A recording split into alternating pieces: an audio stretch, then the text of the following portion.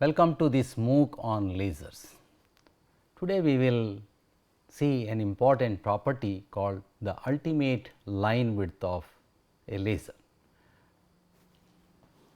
Now, a very quick recap of the line width. So, in this diagram we have shown the three different line widths that we have encountered so far. So, recall that if we have an atomic resonance,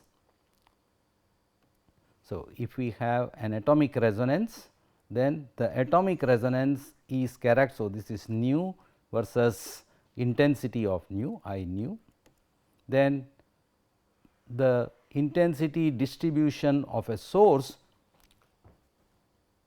corresponds to the atomic resonance, which is characterized by G nu or the line shape function. So, this could be, for example, the spontaneous emission spectrum of a source. So, that is why I have written intensity as a function of nu, and the line width of this is proportional to the line width of G of nu, and therefore, this is what we have called as delta nu. Delta nu is the line width of the laser transition, any of the atomic resonances. This is the first line width that we have discussed about, and we have seen the various line broadening mechanisms, and we have got expressions for delta of nu. So, various expressions Lorentzian, Gaussian and so on, which give us the expression for delta nu.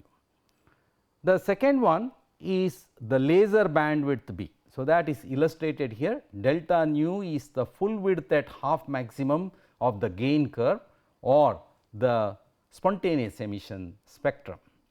The second one is the laser bandwidth, that is, we know that if we pump a laser, then depending on the pumping rate, the gain curve moves up and up for different pumping rates, and when the gain curve exceeds the loss line, a very quick recap. So, this is the loss line. Then for all the frequencies in this range,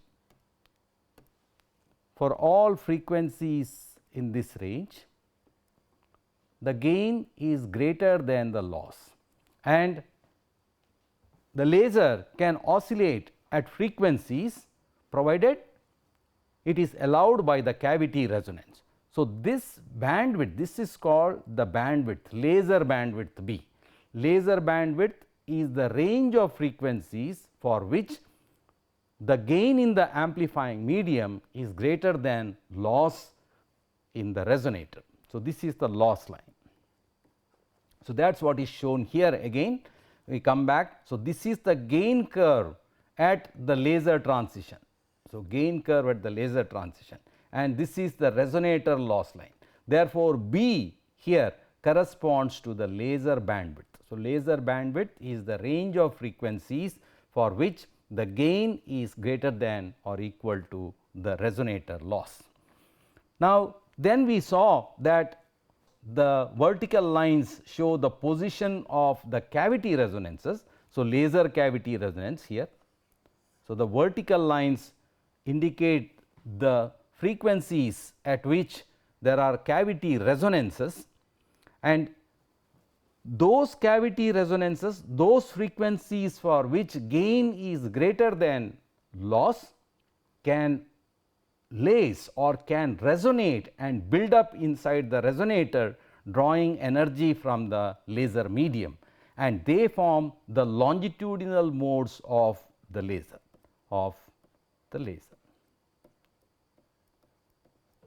If there were no gain medium, then if we had only a passive resonator, that is the optical resonator, then all these frequencies, for example, if I call this as nu q plus 1, these are the various frequencies which can build up inside a resonator. But only 3 frequencies in this diagram have gain greater than loss, and therefore, they can lace or laser action can occur at these 3 frequencies.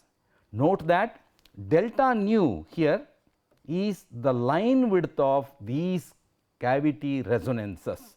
We have already got an expression for delta nu. Delta nu is equal to nu f by f.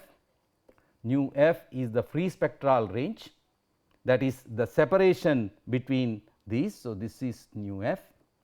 So, nu f, and for high finesse resonators delta nu is equal to nu f by f. So, these are the three different line widths that we have seen. Now, today we are discussing about the laser line width. What is this laser line? The actual line width of the laser. So, let us see further. Now, in a single frequency laser, so let us recall, is the laser line width delta nu laser equal to delta nu, which is the line width of the passive resonance. So, look back here. In this particular laser, there are 3 longitudinal modes possible, and single frequency laser by definition has only one longitudinal mode and a transverse mode as well, and the spectrum is shown here. A single frequency laser has one longitudinal mode oscillating with a line width, its line width is delta nu here. So, this is the line width of the single frequency laser, which means the full width at half maximum. Delta nu is the line width of the passive cavity. So, note that delta nu is the line width of the passive cavity, that is the resonator only without the medium. And we are asking the question, if we have a single frequency laser which has only one longitudinal mode, then is the line width of the laser equal to the line width of the passive cavity resonance. Let us see this. Consider a single frequency semiconductor laser. Some typical values, let us say P out is equal to 1 milliwatt, and delta nu laser, that is the laser line width typically for single frequency lasers such as distributed feedback lasers or vertical cavity surface emitting lasers typically have line width of about 10 to the power of 6 to 10 to the power of 7 hertz, that is about 1 to 10 megahertz. Now, recall that delta nu is equal to 1 by 2 pi T c, which is equal to 1 by 2 pi into alpha r resonator loss coefficient into C by n. So, alpha r is equal to alpha c plus 1 by 2 L into ln 1 by r 1 r 2. We have derived all these expressions, which we call as alpha c plus alpha m standing for the second term, which is primarily determined by the reflectivities of the mirror. Now, for a semiconductor laser, a very good quality semiconductor laser, usually alpha c is much smaller compared to the alpha m. Typical numbers of alpha c is of the order of 1 centimeter inverse here, 1 to 5 centimeter inverse, and alpha r is typically alpha m, the mirror reflectivity is typically of the order of 40 to 50 centimeter inverse. This is a typical number. So, note that alpha c is much smaller for a semiconductor laser, and therefore, I have assumed it to be 0, and alpha r therefore is equal to 1 by 2 L into ln 1 by r 1 r 2. So, we substitute the numbers 2 times length. Length is typically 300 to 500 micrometer. So, 500 micrometer I have assumed, and ln, the reflectivity of the cleaved ends of a semiconductor laser are 0.32 and 0.32 approximately, and this gives us a number 2.3 into 10 to the power of 3 meter inverse. So, that is alpha r, and that gives, if we substitute in this expression here, c velocity of light, n is typically 3.5, n is the refractive index of a semiconductor, which is approximately 3.5. If we substitute, we get delta nu is equal to 3 into 10 to the power of 10 hertz. What is this? This is the line width of a single cavity resonance or a single longitudinal mode of the passive cavity, that is when there is no gain. which is much greater than the line width of practical lasers. So, practical lasers I have shown here exhibit typically a line width of 10 power 6 to 10 power 7 hertz single frequency lasers, and delta nu, the cavity resonance line width, is much larger. Therefore, what is the line width of the laser and what determines the line width of the laser? So, the question is, when the laser is oscillating in steady state, there is no net loss in the cavity. Note that when the laser is oscillating in steady state, there is no net loss in the cavity, because whatever loss was there in the resonator has been made up by the gain in the medium, and the lasing condition, as we had seen, is gain equal to loss. Gain in the medium has to compensate for the loss of the resonator, including the output power that we get, and therefore, there is no net loss when the laser is oscillating.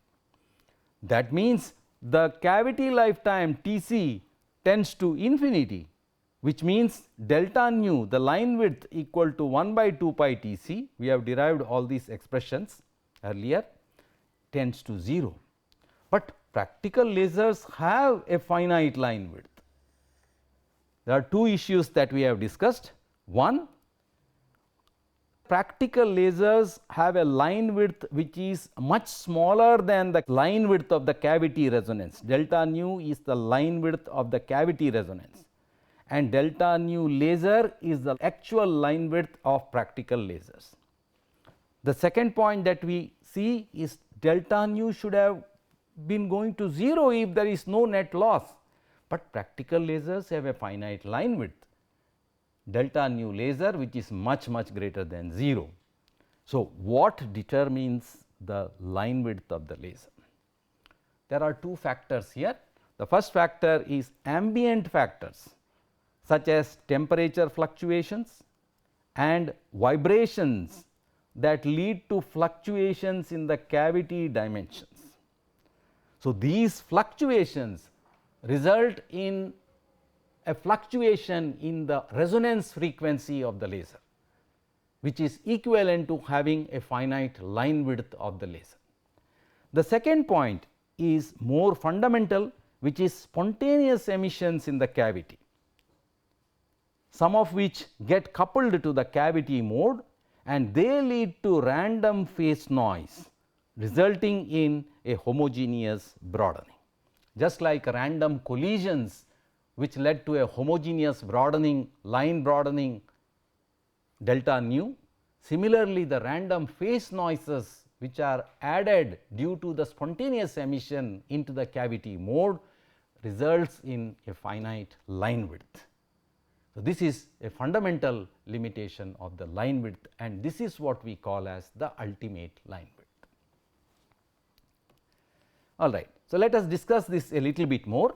Frequency stability versus cavity parameter variation. So, recall that the resonance frequency nu, this is frequency not velocity, resonance frequency nu is equal to q times c by 2 n l. Therefore, if we write delta nu by nu, that is if you differentiate both the sides, then we get it is equal to delta n by n plus delta L by L. The first term tells us about variation in the refractive index. This tells us about variation in the dimensions, that is the length of the cavity. What the expression tells is what is the variation of the resonance frequency due to variations in the refractive index and variations in the dimension of the cavity. Now, first of all, if we neglect the variation in the refractive index, for example, refractive index is a function of temperature.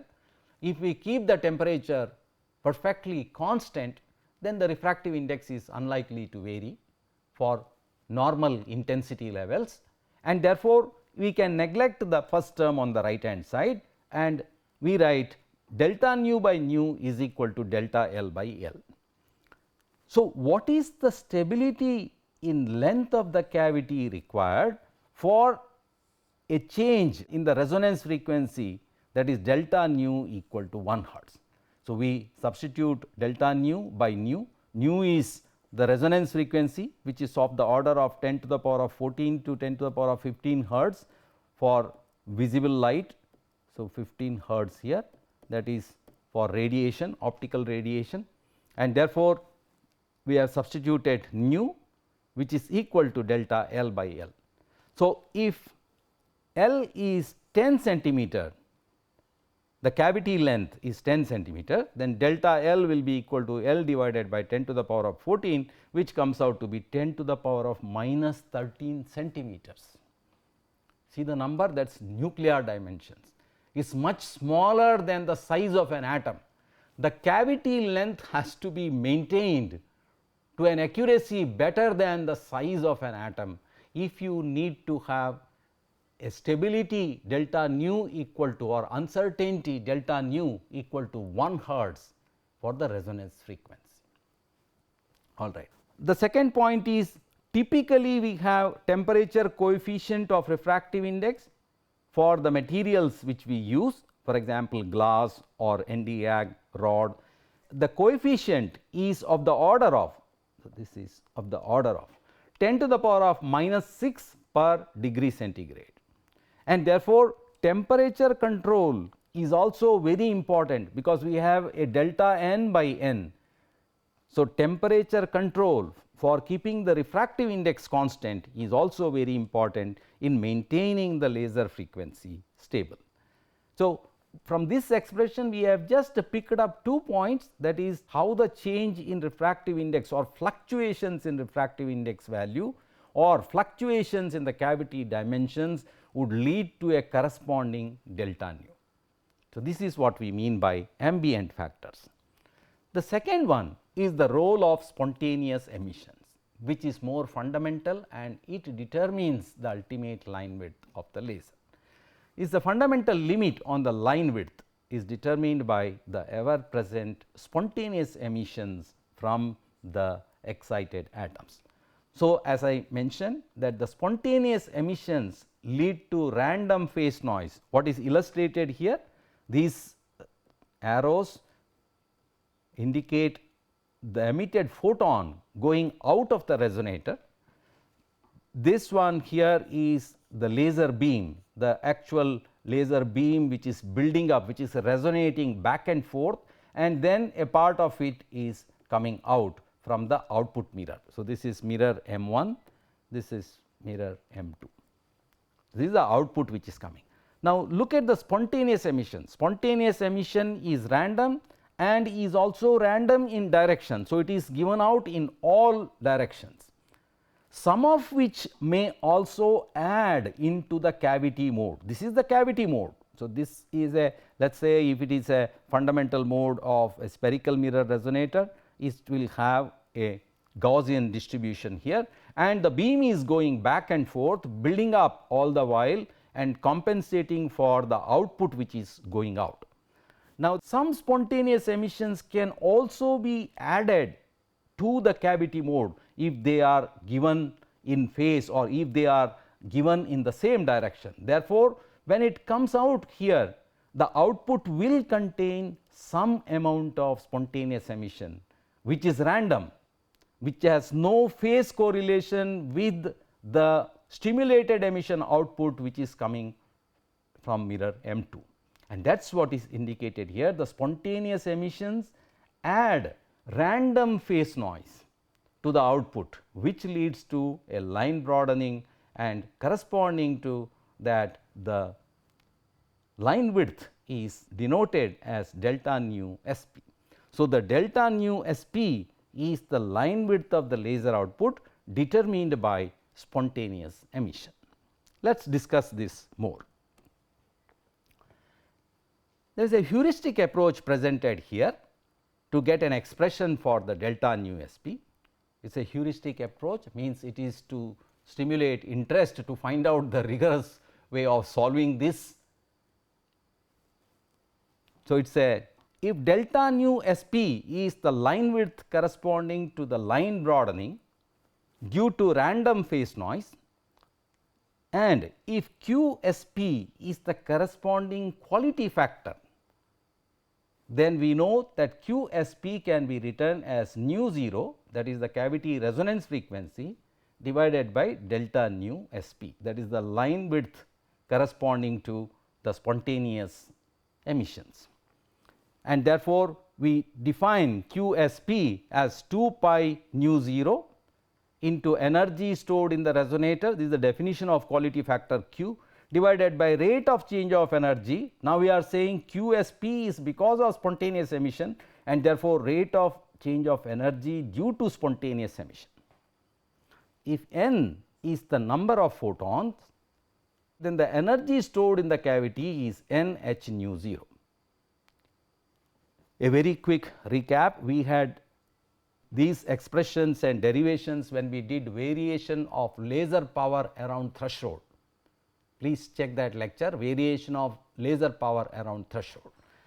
We had derived that the rate of spontaneous emission into the cavity mode is equal to k times N2, where N2 is the number of atoms in the excited states. So, we considered an equivalent 2 level systems. From a 4 level system, we had made an equivalent simplified 2 level system with N1 nearly equal to 0, and therefore, the rate of spontaneous emission in the cavity mode is given by k times N2, where k is this expression here, and N2 was shown to be equal to n by n plus 1 into 1 by KTC.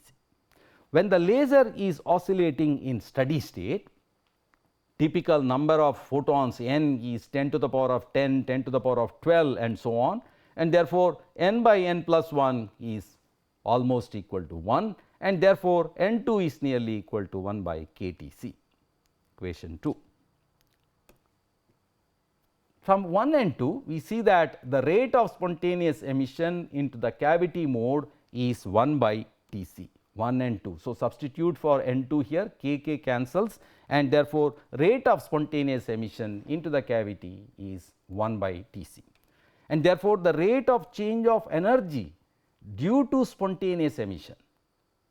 So, that is what we need, rate of change of energy due to spontaneous emission. In the definition, in the denominator we have rate of change of energy due to spontaneous emission. So, we have first found out rate of change of spontaneous emission, and therefore, rate of change of energy due to spontaneous emission is that 1 by Tc multiplied by energy of 1 photon.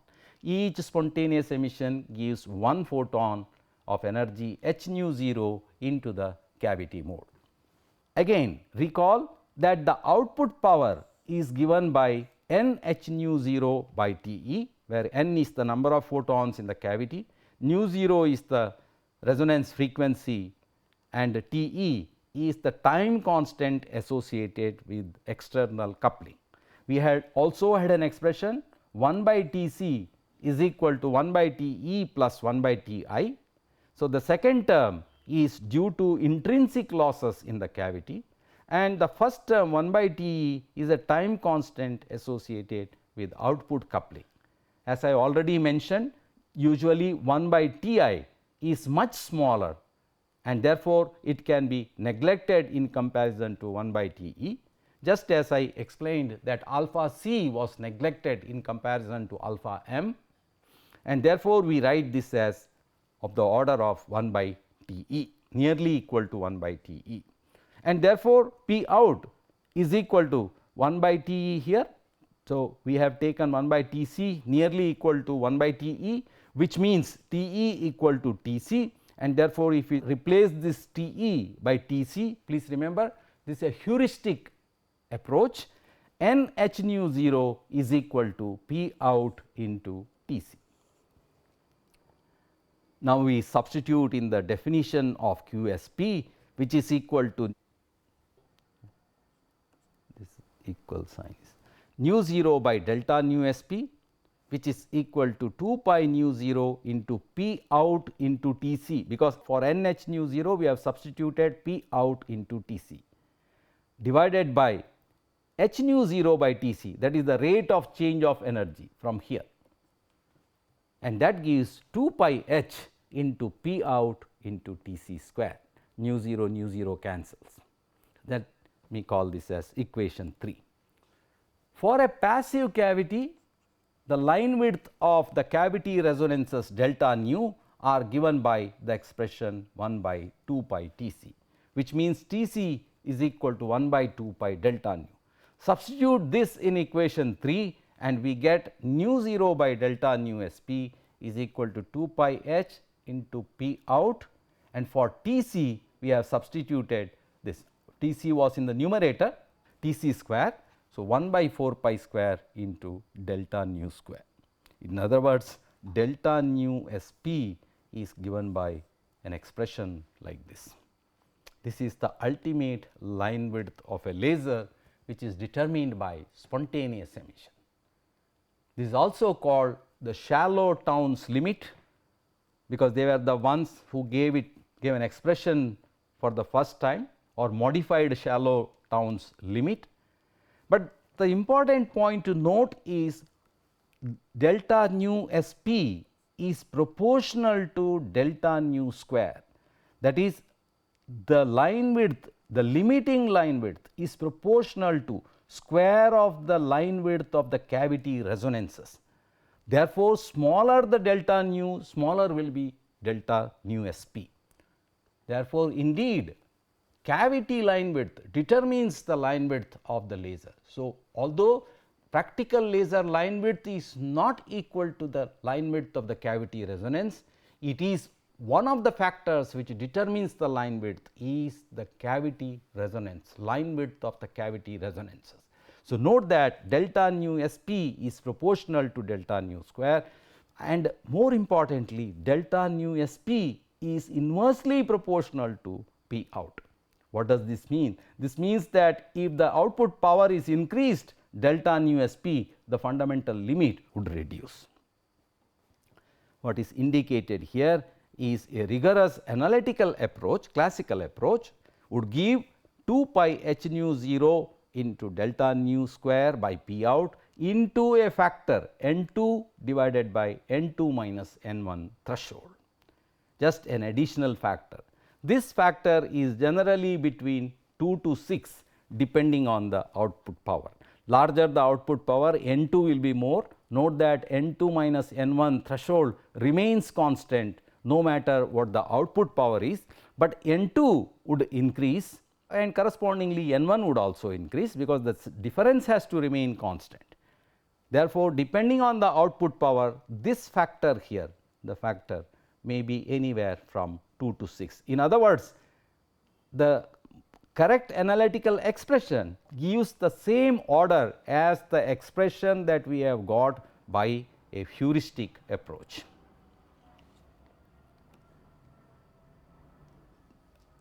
Now, what is shown in the graph is a test of this, whether this delta nu S p is inversely proportional to P out. So, if we plot the line width of a laser, so what is shown here, this is an experimental result from Muradian, which is reported here. So, it is very interesting paper, gives much more details.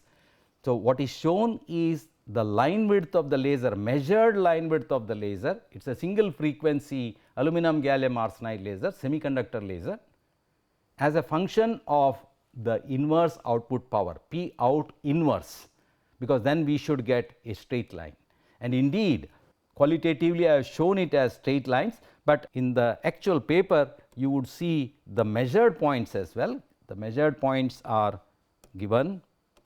So, let me show here.